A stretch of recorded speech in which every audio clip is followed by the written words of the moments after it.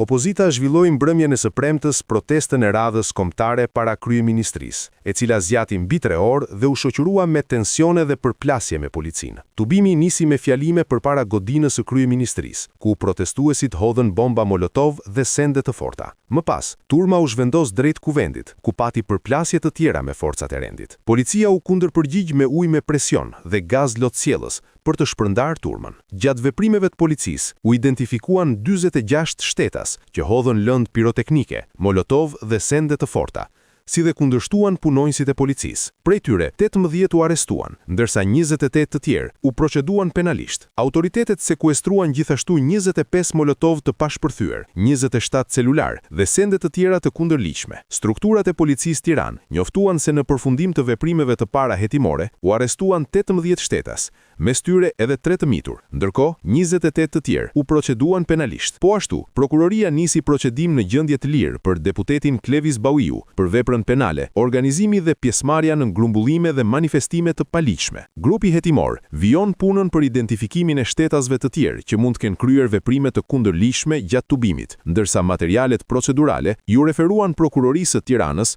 për veprime të mëtejshme.